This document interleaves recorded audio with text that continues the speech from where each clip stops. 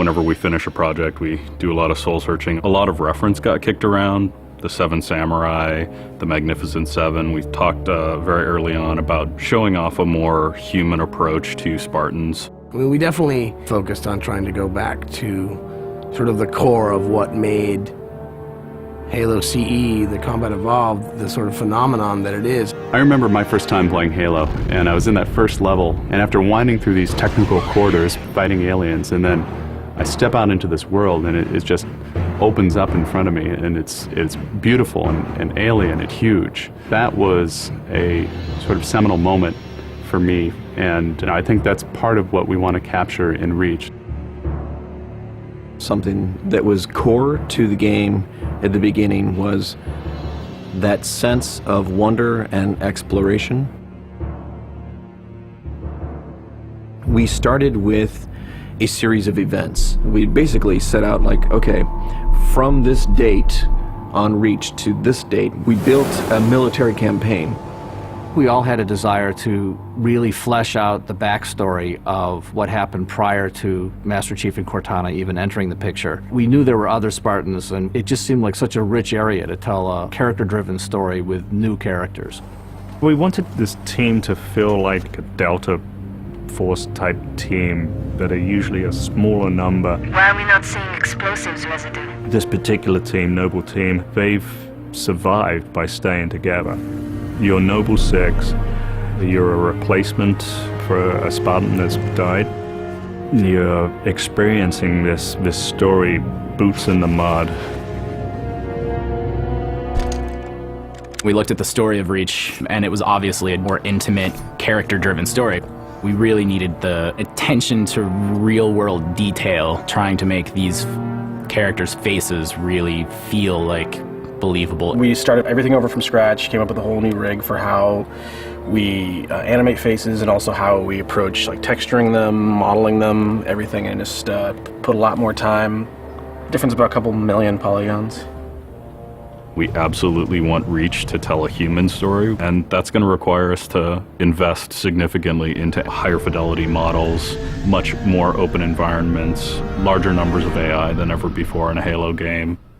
To pull off the vision for what we had for this game, we ended up gutting almost every part of the engine, retooling things to make it run faster, to make it run better, it looked better. We had to throw out all of our technical systems. We had to then throw out the content that went with it because that content didn't represent the new bar we were going for.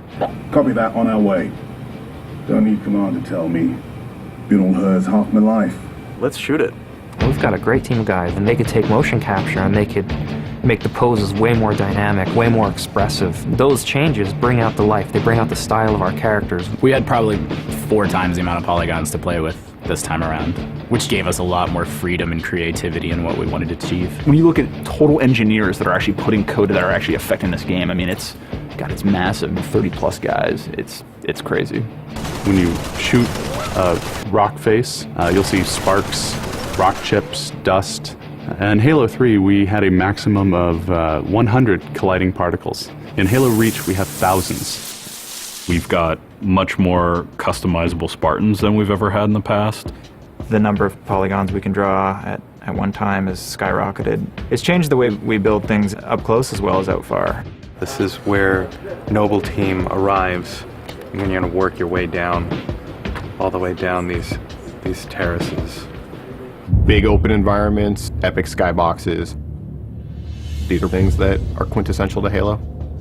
Like, we're building a planet that exists 500 years from now. We want to build spaces that you want to explore. We want to put twice as many characters, vehicles, and weapons into that environment. That's going to require massive improvements to the way we handle our artificial intelligence in the game. We now can put so many AI in an encounter that you can put 4 Spartans, the player, 8 Marines against 30-ish Covenant, and that's an actual serious challenge. Bringing the elites back was something that was really a true joy for us because they're such an awesome character to fight. What if the Spartans and the soldiers don't actually understand what the aliens are saying? What's that going to feel like? What if we can get back to having the aliens feel really alien and threatening? these people and this planet and this story deserve something new and different. Just a different underlying sense of tragedy, heroism. We're rebuilding everything from the ground up.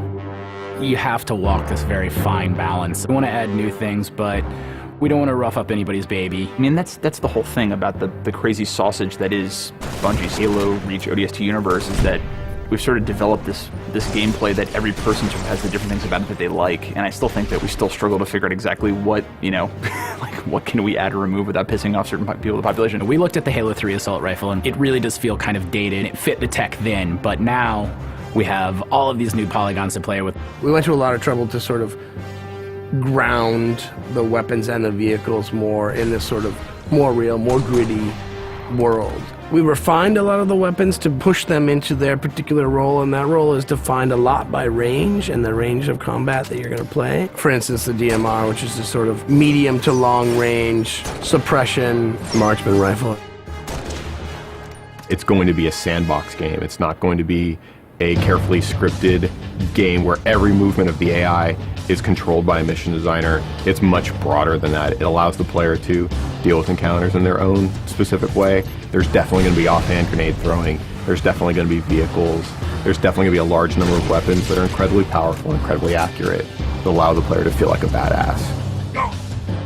Now, if you melee him in the back of the head like you really mean it, you're holding down on the button, and you will launch into this more elaborate animation sequence. It's going to be a very different campaign experience for people overall. We're doing stuff in the campaign that people absolutely won't expect from a Halo game. Bigger battles, brand new cast of characters. An incredibly ambitious game. Every neuron in my head is firing with just reach, reach, reach. We knew from the beginning what the end was going to be. This is the definitive Halo made by the people who created Halo.